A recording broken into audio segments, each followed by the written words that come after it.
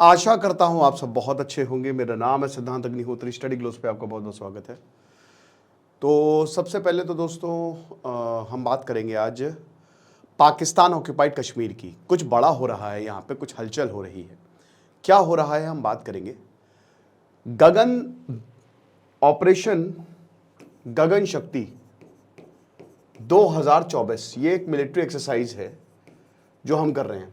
हमारे 3 हेलीकॉप्टर्स, जिसमें advance light helicopters Chinook ये शामिल है।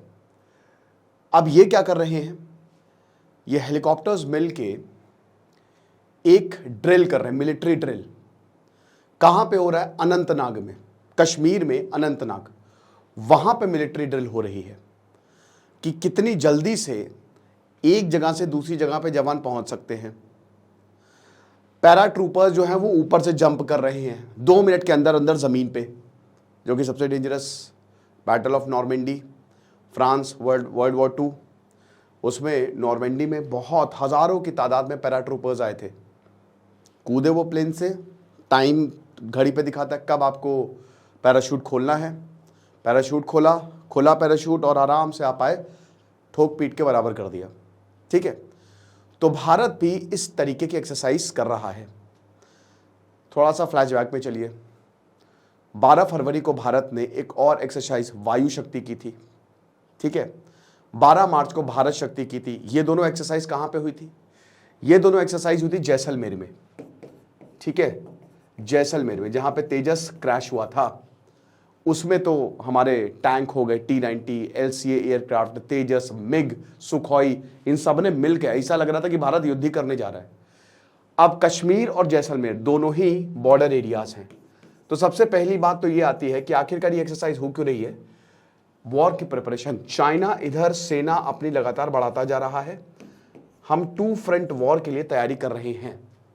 अब होगी नहीं होगी वो तो बात की बात है, लेकिन ये जरूरी है। पाकिस्तान ऑक्यूपाइड कश्मीर के एकदम बॉर्डर पे, पाकिस्तान ऑक्यूपाइड कश्मीर के एकदम बॉर्डर पे ये एक्सरसाइज चल रही है। पाकिस्तान में हलचल तेज है, पाकिस्तान में डर लग रहा है। राजनाथ सिंह ने, डिफेंस मिनिस्टर, उन्होंने पीओके को रिटैरिएट किया दोबारा से कि पीओके तो हम लेके रहेंगे। अमित शाह भी कह चुके हैं कि अब बात जो है वो पीओके पे होगी। और वहाँ के लोग, 40 लाख के करीब आबादी है पीओके की, वहाँ के लोग भी चाहते हैं कि भैया अब हमको आज़ादी मिल जाए। बोलते तो वो आज़ाद कश्मीर है, लेकिन ऐसा है नहीं। अगर इतिहास पे जाएं, आपको पता ही है, कई बार मैं बता चुका हूँ कि 1947 में, 1947 में जब भारत आज़ाद हुआ और पाकिस्तान भी अलग हुआ, तो कश्मीर 4 रियासतें थी। एक तो हैदराबाद थी, ऑपरेशन पोलो लॉन्च कर दिया, ठोक पीट के बराबर कर दिया, तो हैदराबाद जो है हमारे पास आ गया। त्रावणकोर, अब उनके राजा के ऊपर हमला हो गया। जूनागढ़ अपने आप ही आ गया, क्योंकि उनके 99% जनता जो थी वो हिंदू थी, और जो महावत खान थे राजा भाग गए पाकिस्तान, सब कुछ लेके भाग गए। बड़े गजब के राजा थे, आप उनके बारे में पढ़िएगा, मैंने कवर भी किया है। और पूरा आर्मी ने जो है चारों तरफ से घेर लिया, रेफरेंडम करवाया, सारे लोगों ने कहा भारत में जाना है। कश्मीर में राजा हरि सिंह ने यह कहा कि हम आज़ाद रहना चाहते हैं, जो कि पॉसिबल था नहीं। तो अब कश्मीर में इंस्ट्रूमेंट ऑफ एसेशन, चलो ठीक है 1 साल के लिए आप सोच लो, लेकिन पाकिस्तान इम्पेशेंट हो गया और 24 अक्टूबर को पाकिस्तान, मतलब 20 अक्टूबर के आसपास पाकिस्तान ने हमला कर दिया। ठीक है ना। अब जब 1947 में, मतलब बहुत ही जल्द हमला, 1 महीने बाद कबाइली इनकी जो सेना है उन्होंने हमला करती चली गई। और 24 अक्टूबर आते आते, मतलब 22 अक्टूबर को ये क्या करे ना, ये थोड़ा पहले रुक गए और इन्होंने 3 दिन तक बहुत लूट खसोट मचाई। उसके बाद राजा हरि सिंह को पता चला कि अगर ये श्रीनगर तक पहुंच गए तो फिर बहुत दिक्कत हो जाएगी भारत के लिए, और हमारे लिए भी बचना मुश्किल हो जाएगा। आनन फानन में उस समय सैम मानेकशॉ मिले थे। आनन फानन में वीपी मेनन, सैम मानेकशॉ और राजा हरि सिंह ने कहा कि अब आर्मी बुलाओ। तो 25 अक्टूबर को आर्मी जाती है और उसके बाद फिर आर्मी जो है एक साइड से ढकेलना शुरू करती है। अब जब पीछे ढकेलना शुरू करती है तो ढकेल दिया था, अच्छा खासा ढकेल दिया था, पीओके तक पीछे चली गई थी। फिर उसके बाद मामला यूनाइटेड नेशंस में चला जाता है और अभी तक वो मामला पेंडिंग है। बट कश्मीर के उन सारे एरियाज़ को जो पाकिस्तान के पास थे वो हमने ले लिया था, और जो पाकिस्तान ऑक्युपाइड कश्मीर था, मतलब जो एरिया नहीं ले पाए थे, वो उन्हीं के पास रहा। उसी को हम पीओके बोलते हैं। ठीक है ना। तो वैसे तो पूरा भारत है, अब आप ये देख सकते हो। ठीक है ना, ये है आपकी LOC, लाइन ऑफ कंट्रोल। ये आपका गिलगिट बाल्टिस्तान का रीजन है, ये आज़ाद जम्मू कश्मीर, जो कि पाकिस्तान बोलता है, क्योंकि जिस दिन पाकिस्तान ऑक्युपाइड कश्मीर ऑफिशियल हो गया उस दिन पूरी दुनिया में संदेश चला जाएगा कि पाकिस्तान में वाकई में इसमें कब्जा करके बैठा है, भारत एक दिन के अंदर अंदर पाकिस्तान को कश्मीर को छुड़ा लेगी। तो पाकिस्तान हमेशा इसको आज़ाद कश्मीर जो है वो बोलता है। तो 1948 में, जनवरी 1948 में यूनाइटेड नेशंस ने बोला कि बस बहुत हो गया, लड़ाई नहीं होगी। उस समय यूएन नया नया बना था, जवाहरलाल नेहरू को लगा कि कुछ सोल्यूशन निकलेगा। बहुत पेचीदा मामला है दोस्तों, काफ़ी कॉम्प्लेक्स इशू है, आपको बता दो, इतना आसान नहीं, बहुत सारे इफ्स एंड बट्स थे। किसी दिन हम बात करेंगे, कई बार मैं बात कर चुका हूँ, लेकिन किसी दिन हम बात करेंगे इसकी बहुत अच्छे से। फिर उसके बाद 1949 में यहाँ पे गिलगिट बाल्टिस्तान को पाकिस्तान ने कहा ओहो आज़ाद कश्मीर के अंदर इसको लेके आओ, तो ये वाला रीजन भी पीओके के अंदर आ गया। अब आप ये समझिए कि यूएन ने बोला है कि पहले, यूएन का चार्टर रेजोल्यूशन 47 क्या कहता है कि पहले पाकिस्तान अपनी सेना हटाए, फिर भारत अपनी सेना हटाए, फिर रेफरेंडम होगा, जो कि नामुमकिन है, अब हो ही नहीं सकता, क्योंकि कश्मीर सब बकवास है, ये सब पाकिस्तान कभी अपनी सेना हटाएगा ही नहीं।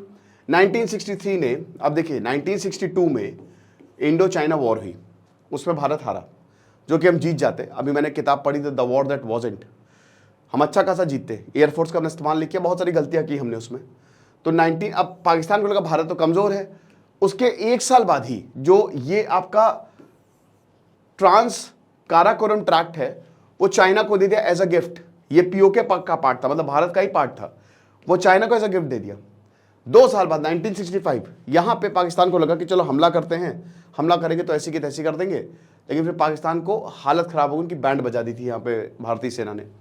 1994 में भारत ने रेजोल्यूशन कि अब बहुत हो गया, पाकिस्तान को पीओके को वैकेट करना पड़ेगा, और अगस्त 2019 में सबसे बड़ा डिसीजन लिया गया, 370 को ख़त्म किया गया। और 370 को ख़त्म करने के बाद पाकिस्तान के सारे सपने टूट गए। अमित शाह ने बोला बात होगी तो पीओके पे ही होगी, ठीक है ना। और तब से भारत और पाकिस्तान के रिश्ते जो है, ना ट्रेड होता है और ना बातचीत होती है ना। हालांकि अब ट्रेड की बात चल रही है कि बिजनेस करना पड़ेगा, लेकिन भारत चाहता है, ठीक है, और भारत कहीं ना कहीं हल्के हल्के कदम ले रहा है पीओके की तरफ।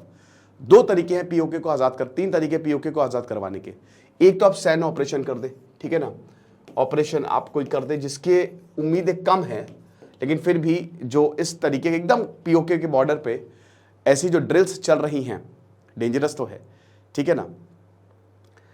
दूसरा ऑपरेशन ये है कि अब देखिए सैन्य ऑपरेशन में अपने खतरे हैं। सैन्य ऑपरेशन में खतरे क्या हैं कि एक तो आपको पूरा प्लान करना पड़ेगा, फिर इंटरनेशनल नॉर्म्स के अगेंस्ट चला जाएगा ये, ठीक है। आप देखिए ये दुनिया है, और दुनिया जो है ना वो अपने मतलब के लिए हर किसी को सपोर्ट करती है। अब यहाँ पे पाकिस्तान का भी एक स्टैंड है। अब अगर हम पाकिस्तान की टेरिटरी में जाएंगे, जो कि हमारी है, बेसिकली पाकिस्तान ने ऑक्यूपाई करके रखी हुई है, लेकिन अगर हम वहाँ पे गए तो फिर पाकिस्तान ये मुद्दा उठाएगा और हो सकता है भारत में प्रेशर बने, और उसके बाद फिर हमको भी नुकसान हो सकता है, ठीक है ना। नुकसान इन द सेंस कि वैसे तो आप ये समझिए कि सुबह जाएंगे शाम तक पीओके हमारा हो जाएगा, बट फिर भी कैजुअलिटी हो सकती है। दूसरा पॉइंट ये है, सेकंड पॉइंट ये है कि वहाँ पे एक रेवोल्यूशन करवा दो, जिसके आसार इस समय बहुत ज़्यादा है। आप कुछ भी मत करिए, पीओके अपने आप ही हमारा हो जाएगा, क्योंकि पाकिस्तान में भयानक अनस्टेबिलिटी हमको देखने को मिल रही है। पीओके रीजन में समय समय पर लोग जो है प्रोटेस्ट करते रहते हैं। शारदा पीठ कॉरिडोर की बात हो रही थी अभी कि शारदा पीठ कॉरिडोर जो है वो खोला जाएगा, ठीक है। तो समय समय पर यहाँ पे लोग जो है प्रोटेस्ट, क्योंकि लोगों के हालात बहुत बुरे हैं, ठीक है, उनको बिल्कुल कट ऑफ किया गया है, आर्मी का कंट्रोल है और बहुत बुरी हालत है। और तीसरा ये है कि जैसे जर्मन वॉल में हुआ, जो मैंने पहले भी बताया था, डेवलपमेंट। अब जैसे कश्मीर का बहुत ज़बरदस्त डेवलपमेंट हो रहा है, तो अपने आप ही जब पीओके के लोग देखेंगे कि कश्मीर का इतना डेवलपमेंट हो रहा है, तो बॉर्डर को उखाड़ फेंकेंगे, ठीक है ना। तो ये आसान तरीका है और ये भारत इस पर जा रहा है। लेकिन अब ये ऑपरेशन भी जो आप देख रहे हो, ये भी भारत बॉर्डर पे कर रहा है, ये दुनिया को भी संदेश दिख है ये, ठीक है। ये एक है, देखिए अभी तो वी डोंट नो कि व्हाट इज़ द प्लानिंग, शायद अभी तो ऐसा कुछ होगा नहीं इंडियन आर्मी, मेरे हिसाब से हो, वी डोंट नो, क्योंकि देखिए कुछ भी हो सकता है, अल्टीमेट डिसीजन तो उन्हीं का है, सही समय आएगा तो चीज़ें हो ही जाएंगी। लेकिन फिर भी यहाँ पे ये दुनिया को एक संदेश दिया गया है कि भाई देखो हम चुप नहीं बैठेंगे, हमारी ये तैयारी है। और आप अपनी आंखों से देख लो, बेसिकली जो ये एक्सरसाइजेज है ना, मिलिट्री एक्सरसाइज ड्रिल्स, ये इसीलिए की जाती हैं। ताइवान पे नैन्सी पेलोसी के उसके बाद पूरा ताइवान जो है अपना जंगी बेड़ा लेके पहुंच गया और बोलने लगा कि देखो हमारी इतनी ताकत है, हम ये कर सकते हैं अगर दोबारा तुम आओगे यहाँ पे। अभी तरंग शक्ति अब तक की सबसे बड़ी मिलिट्री ड्रिल जो है, मेरे ख्याल में अक्टूबर नवंबर में होगी, डेट उसकी नहीं आई है, लेकिन तरंग शक्ति अभी भारत करने वाला है। उसमें 12 देशों की मिलिट्री शामिल होगी।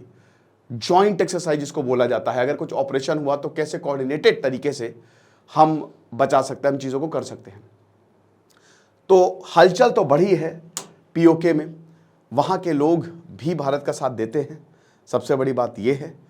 और थोड़ा सा डर पाकिस्तान में है इस चीज़ को लेके, क्योंकि अगर बॉर्डर पे कुछ भी होता है तो उनके हाथ पैर फूल जाते हैं। ये लेक्चर था, आई होप आपको समझ में आया होगा। खुश रहिए, पढ़ते रहिए। दिस इज सिद्धांत अग्निहोत्री साइनिंग ऑफ। छोटी सी एक सूचना मैं देना चाहता हूँ दोस्तों, हमारे ऐप को आप डाउनलोड ना करें, क्योंकि हमारा ऐप उड़ा दिया गया है गूगल द्वारा जो उनकी पॉलिसी से मतलब अजीबोगरीब। भाई देखो, गूगल अपनी मनमानी चला रहा है, तो ये चीज़ है। और बाकी बहुत जल्द 1-2 दिन में मैं अपडेट दूंगा कि आप हमारे कोर्स कहाँ से अवेल कर सकते हैं। खुश रहिए, पढ़ते रहिए। दिस इज सिद्धांत अग्निहोत्री साइनिंग ऑफ।